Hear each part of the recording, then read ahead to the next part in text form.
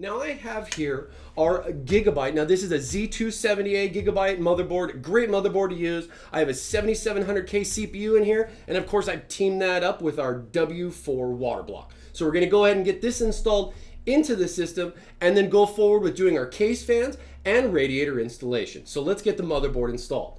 Now with this motherboard, this is an ATX motherboard. There's plenty of space in the case to be able to install different varieties of motherboards and sizes. You can go up to eATX standard form factor motherboards in this case, which fits the same screw fitment as an ATX motherboard, but being able to get this lined up and get this seated in here into the case gives you nice proper fitment here, and then great pass through for the grommets that are built in for your 24 pin, 8 pin, and serial ATA cables. Now, of course, before we do all of this, we got to get our IO shield installed. So we'll throw our IO shield in, get the motherboard going, and go forward here with the cooling. All right, now we have our liquid cooling as far as some of our primary components installed, but we do still have more to put in here for the View 71. But as you can see, I've laid out our fans. We have 3 120 fans here in the front of the chassis. I've also mounted our 360 radiator here on the side using 3 more fans, and then another 360 on the top.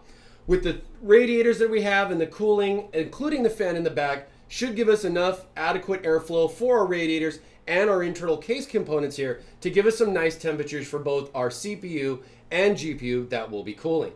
Now to bring in the GPU, since I just mentioned it, we have our 1080 GPU block right here. This is one of our Pacific Series VGTX 10 water blocks. This is our full transparent block we're going to be using to put in. And we're going to be mounting that here on the riser bracket mount that comes with the View 71. Now this is optional. The riser cable is sold separately. So being able to purchase the riser cable, if you want to do this, is something you'll need to do. And another quick tip with this is that when you mount the riser cable itself in here, make sure that the cable goes under the bracket and then up into the motherboard. Don't try to run it through the pass-through hole that's on the bracket itself, as it looks very welcoming to do, but it actually works better running it underneath the bracket. And for you people that are concerned, plenty of room still for your power supply to mount, and being able to get your power supply nice and snug in here with mounting this and the vertical bracket at the same time. Another quick tip, don't forget to add the little rubber pads that come for the power supply, so that way when it sits in here, it's nice and flat, and it's got the anti-vibration pads on the bottom. That comes in the accessory kit. Now we move forward with what to do on the next step. Now as we have our GPU, we're going to go ahead and take our GPU, we're going to drop it into our spot so we can get closer and closer to what the actual outlook is going to be on our liquid cooling system. So we have our GPU, we have our CPU, and we have our radiator. So the one primary component we're missing still is our reservoir and pump. For this, I'm going to be using our PR15 D5 pump. So we have D5 performance, and I wanted to go with the shorter stack reservoir for mostly the reasons of what I'm going to be doing with the tube work, which you'll see here later. But to mention as well with the View 71, another great feature is the bottom part of the chassis. Now you get a full filter on the bottom. So the chassis itself has a nice full slide out filter that comes included here on the bottom for being able to clean the system and removing this and cleaning it. So there is a nice filter that goes all the way across the bottom minus the drain door in the front.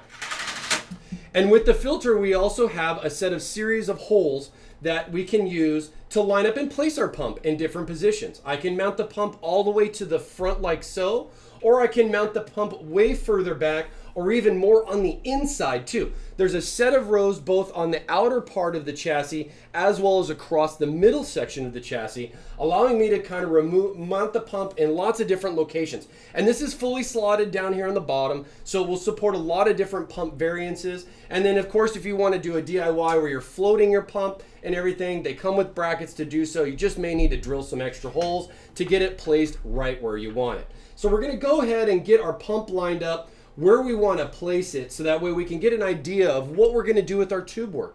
Where's everything going to go? I mean, I've already taken the sleeves off of our fittings so that I can set these here and have them ready to go. Seeing what I'm going to lay out, where you're going to get. Now that you got all your core components in here, you got to connect everything up together. And being able to see what's all going to work, how you want to do some stuff. Are you going to go from A to B to C?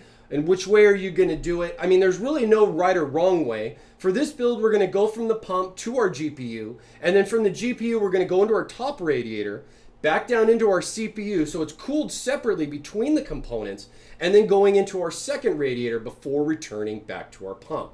So at this point, we got our power in, we got our card pretty much locked in, and one other quick tip I like to talk about is when I'm doing all this stuff, I don't lock everything down super tight unless I know it's not going to move. So like my fans that I have mounted on the radiator here, I'm going to be able to secure those without an issue. But what I want to do is I want to give myself a little bit of play here on the radiator on the top, not with the brackets secured, but the radiator just a little bit loose. So when I'm going to do my first tube run, I'll have just a little bit of play so that way I can get everything set just right. And then once the first tube's in, I'll go ahead and secure the radiator in there. So that way when I do my second tube, the first one's locked in and it won't get messed up if anything moves or adjusts. Just a quick little idea for people looking to maybe get into liquid cooling and or maybe what you might want to do, just for some extra tips and tricks on that. Now for the back side of the case, because I know you guys are probably saying, well, hey, what does the back look like? So we'll take the case and we'll just kind of flip it around. And as you can see, I got a pretty good little spaghetti mess of wires here. You can see I have 13 ring plus fans in the case. And we've also done something a little bit more DIY, which, you know, sometimes certain things aren't spec'd out exactly. I mean, we don't particularly sell the product to offer 3 fans on the back side like this, but I just really thought it would be neat to have this here on the back, especially with the tempered glass panel. I'm looking forward to seeing what the fan lighting is going to give me on the adjacent side with the unique case feature giving the dual tempered glass panels. And to add even more with this wonderful mess that most people have to deal with and or other stuff with your power supply cables, you got a nice good amount of room back here. You're looking at probably about an inch and a half of spacing from the motherboard tray to the back wall. So that gives you a good amount of space to be able to run your cables back properly, get everything tied down, and hopefully we'll do a good job too here with the build. So now we're gonna go forward with cleaning stuff up, definitely get into some awesome tube work, and then come back for the fill. All right, now we've got our View 71 all laid out with some awesome liquid cooling. We went a step further too to do some creative designs with this particular tube run. As you can see, I try to mimic the 71 in the case, doing some other kind of just intricate bends and a couple little swirls in there just to show off a little bit more of like the tube work, the fitment options, the space that you have inside the View 71.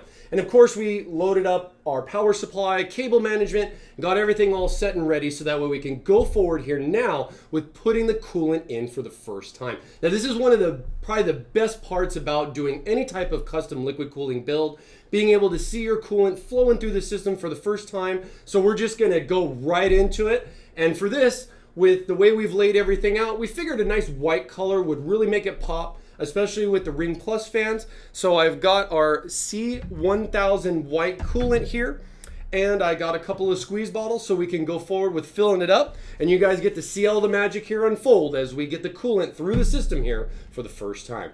So let's get started.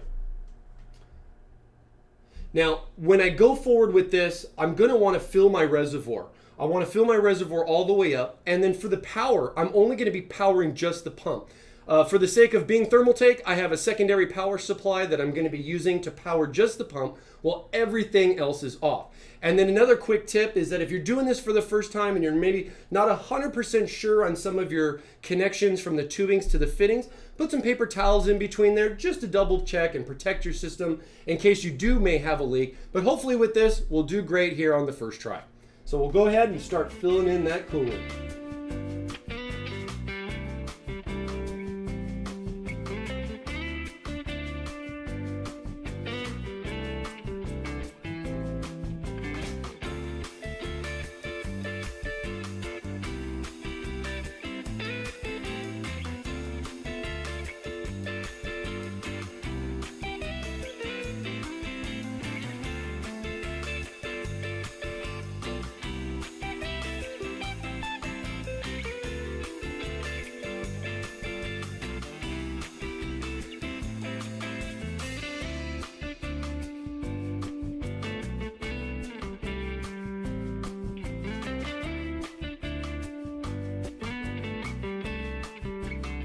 Okay, filling up the coolant for the very first time, you just want to double check in the first few minutes of getting the coolant through the entire system. double checking all of your connection points for leaks, and just making sure everything's gonna look good once you put full power to it. So we'll be right back here with going in with this and being able to get everything all fired up here for the first time. And here you have it, folks, the custom liquid cooled Thermaltake View 71 by me, Thermal Mike. And I hope you guys like how we went through the process, showing you guys a little bit of tips and tricks along the way as well. We had a lot of fun building here in the system and definitely wanted to make sure we filled it out to populate as much as we could inside the system for, being able to give the maximums for what certain people are looking for, enthusiasts, all the way down to everybody just building their first system. Give you guys a full aspect of what can go in the View 71. We even went further and did a little bit of a custom mod here on the backside, adding 3 more additional fans. Now it's not particularly spec'd out for it, but as I went through the process, I noticed I had the nice hole placements there for the fans, just a little bit more on the cable management and lining up the fans there on the back. And with that, also take into account all these Ring Plus fans are all marked and set a certain way so those animations all match and flow throughout the case. And if you want to learn more, visit our website at thermaltakeusa.com. And don't forget to subscribe to our YouTube channel for lots of great videos and events and more. And don't forget those questions down below too. Happy to help out, give you guys some even further details on the build or any questions you may have on liquid cooling or anything Thermaltake. So until next time, I'm Thermal Mike. Thank you for watching.